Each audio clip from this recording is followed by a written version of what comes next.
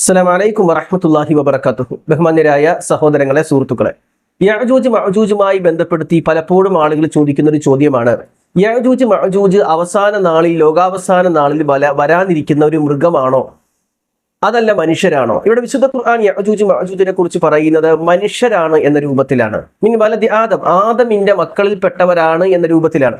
ഇപ്പൊ വിശുദ്ധ ഖുർആൻ പറയുന്നുണ്ട്, ഇന്ന യഅജൂജ വമഅജൂജ മുഫ്സിദൂന ഫിൽ അർദ്, യഅജൂജും മഅജൂജും ഭൂമിയിൽ ഫസാദ് ഉണ്ടാക്കുന്നവരാണ്. അപ്പോൾ മനുഷ്യരായിട്ടാണ് അവരെ വിശുദ്ധ ഖുർആൻ അവതരിപ്പിക്കുന്നത്. ഇനി ആരാണ് അവർ എന്ന ചോദ്യത്തിന് പല നിലക്കുമുള്ള അഭിപ്രായങ്ങൾ പറയുന്നുണ്ട്. നൂഹ് നബി അലൈഹിസ്സലാത്തു വസ്സലാമയുടെ മകനായ യാഫിസിന്റെ സന്താന പരമ്പരയിൽ വരുന്നവരാണ് യഅജൂജ് മഅജൂജ് എന്ന അഭിപ്രായമാണ് എല്ലാ മുഫസ്സിരീങ്ങളും ഏകദേശം രേഖപ്പെടുത്തിയിട്ടുള്ളത്. അവർ ആരാണ് എന്നുള്ള വിഷയത്തിൽ അഭിപ്രായ വ്യത്യാസമുണ്ട്. ഈ ഭാഗം ആളുകൾ പറയുന്നത് ലോകത്തെ തന്നെ വിറപ്പിച്ച മംഗോളിയൻ വംശത്തിൽപ്പെട്ട ആളുകളാണ് എന്ന് പറയുന്നവരുണ്ട്. വടക്കേ ഏഷ്യൻ ഗോത്രങ്ങളിൽപ്പെട്ടവരാകാം എന്ന് പറയുന്നവരുണ്ട്.